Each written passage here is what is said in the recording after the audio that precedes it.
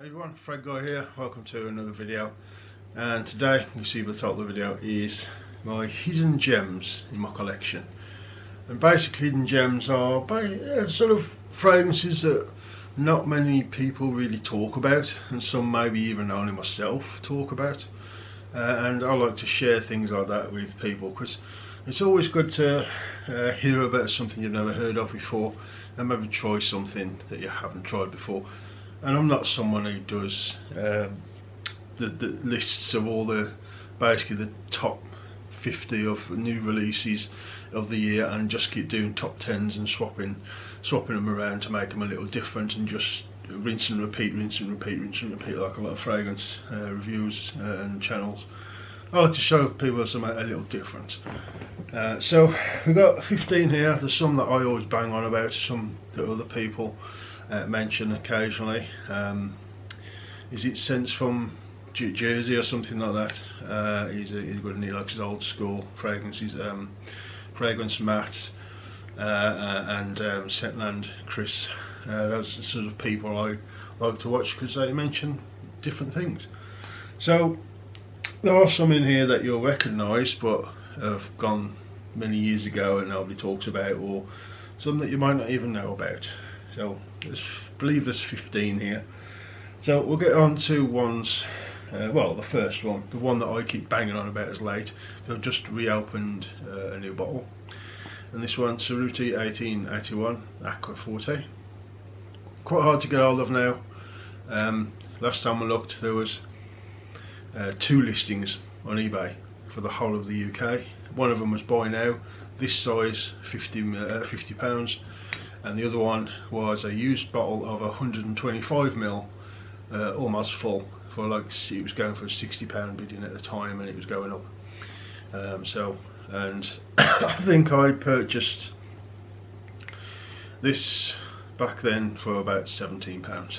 So yeah, like a hidden gem. Unfortunately it's a little harder to get hold of, but if you can get hold of it, definitely worth a look. A hidden gem, nice, fresh, slightly green, but quite powerful, lasts and projects really well. So a good one if you can find it. Unfortunately it's a little harder and a bit more expensive to find.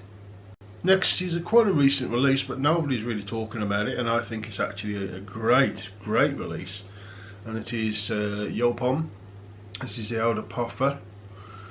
No one's really talking about it. I'm not seeing it in lists or you know, top 10 lists or anything like that, winter lists.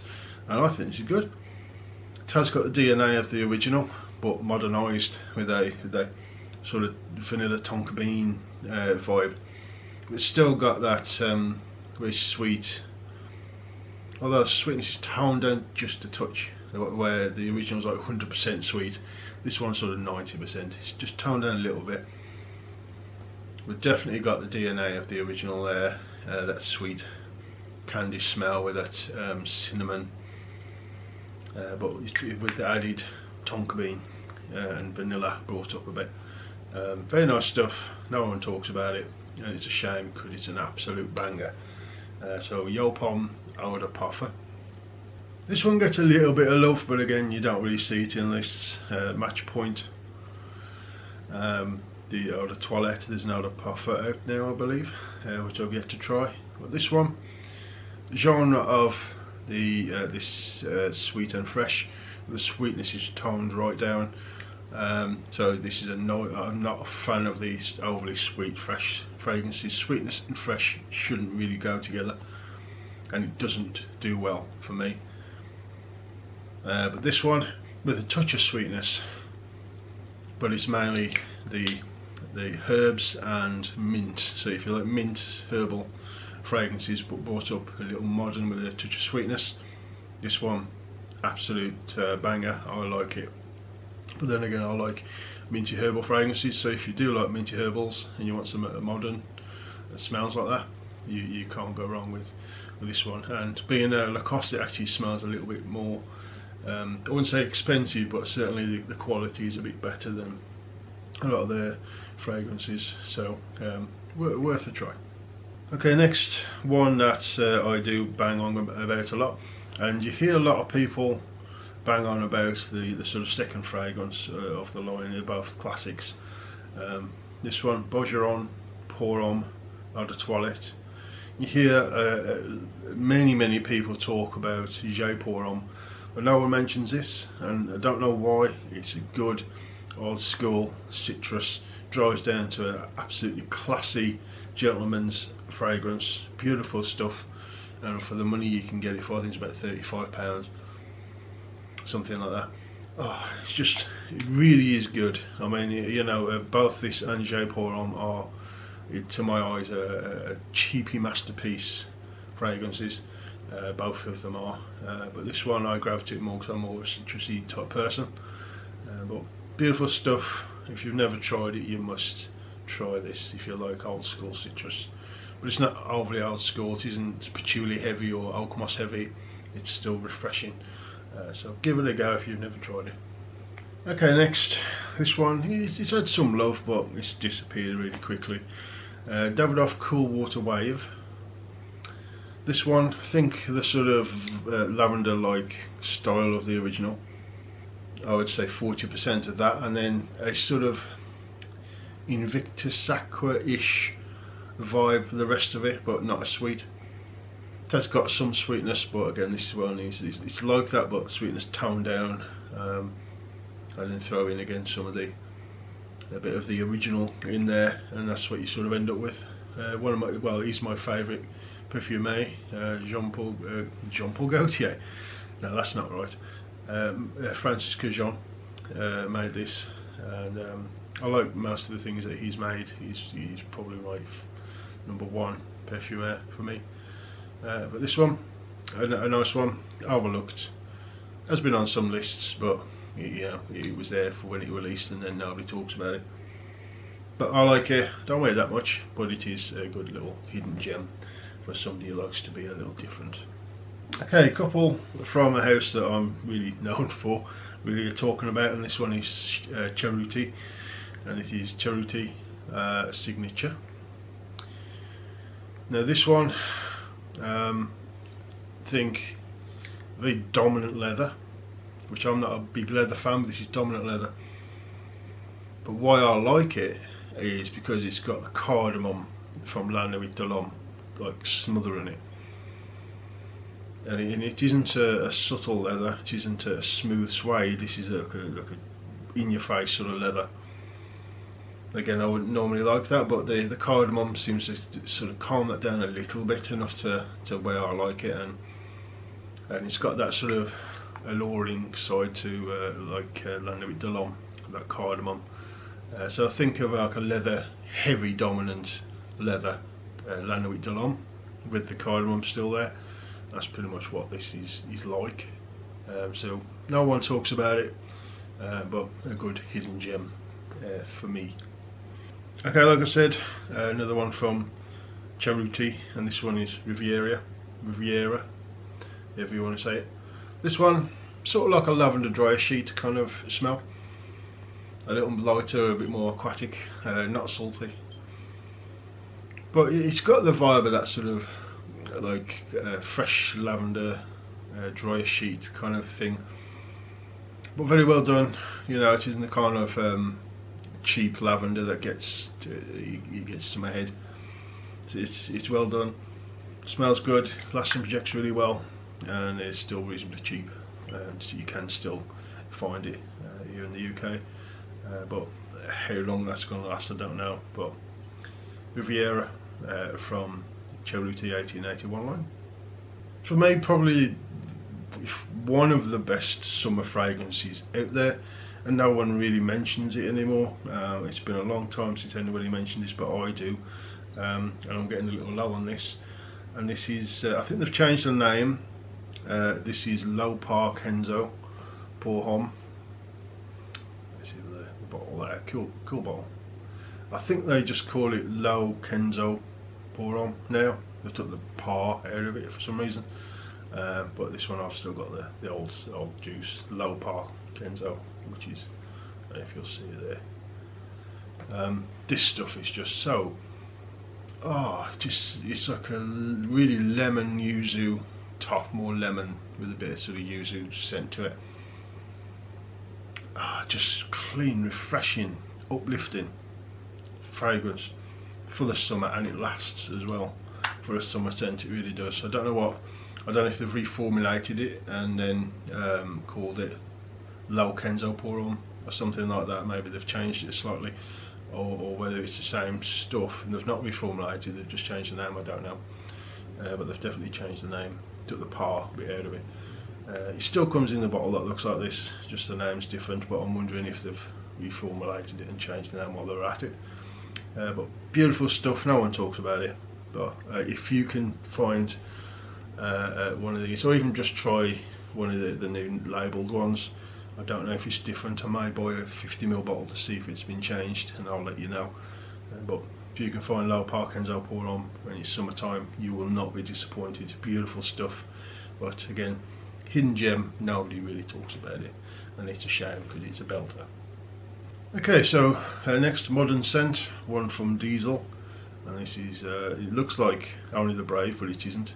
This is a Diesel Sound of the Brave, a reasonably recent release. The Sound of the Brave, it's got a similar sort of vibe to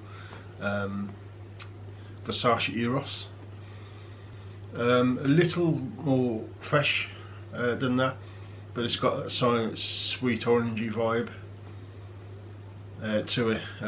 Very modern, you know, sweet, fresh. Well, I'll say freshish. It's fresh-ish.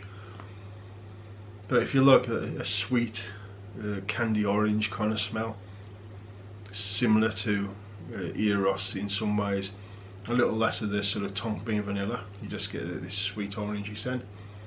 Really nice. Overlooked. You don't hear anybody talk about the Sound of the Brave very much at all. But a good little hidden gem, and I'm glad I tried it, and I do use it. Next one that no one talks about, I don't think even any views on it. There's probably a few, but this one from Zoro, and I've got two Zoros in this list actually, and this one is Zoro Club for men.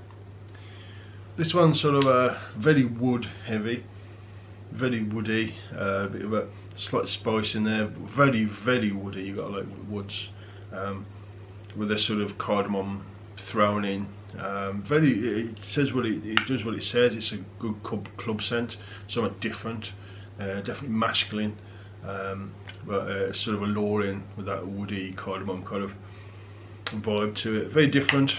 Yeah, if you want to be completely different than anybody else in a club environment, then try a Zoro Club Men.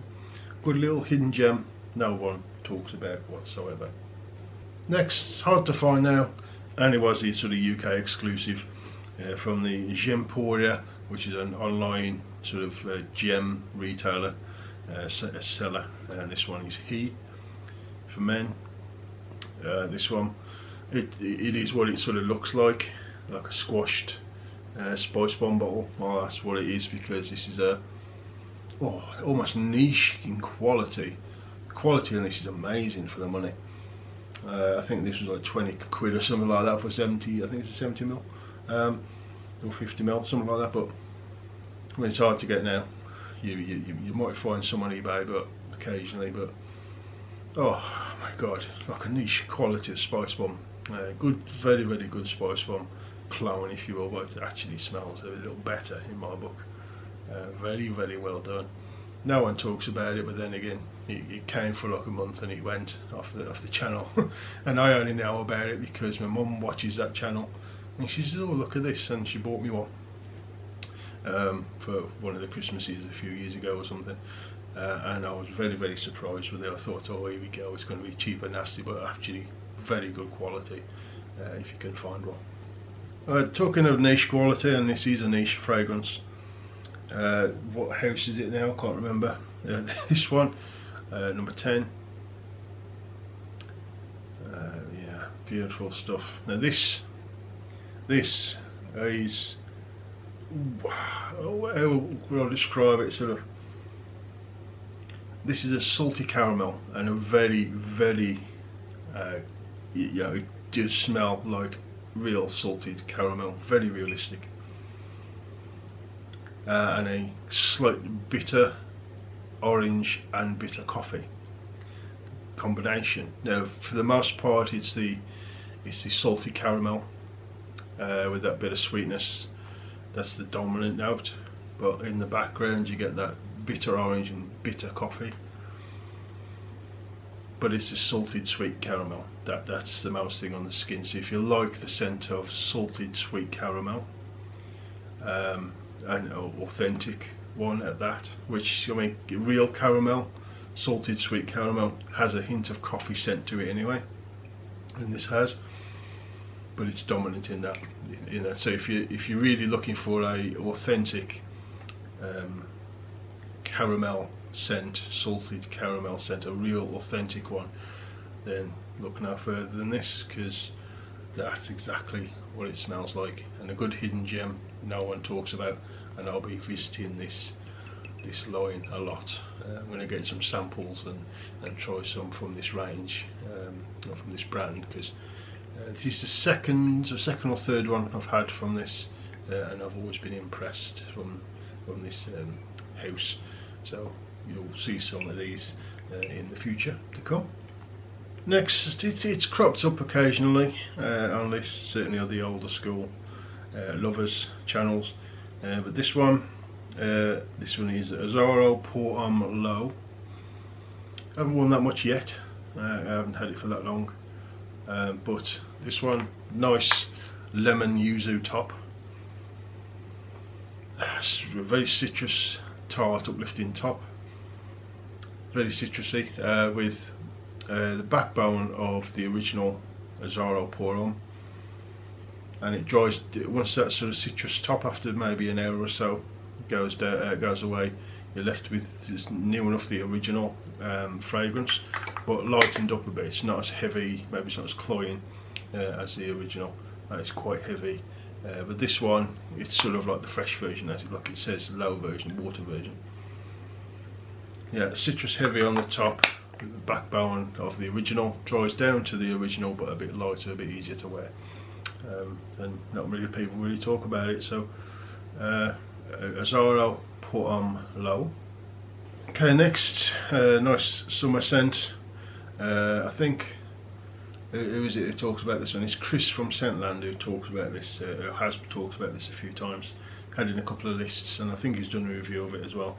And this one from Lanvin, and this is Lanvin Oxygen Om, or Pour On, or whichever it is. This one, quite unique. It's got a very unique, different scent to it for a sort of a fresh blue aquatic scent. Unusual, different, and I like it for that reason. When I first sprayed it, I didn't think much of it, but as I've worn it a bit more, I think it's grown on me.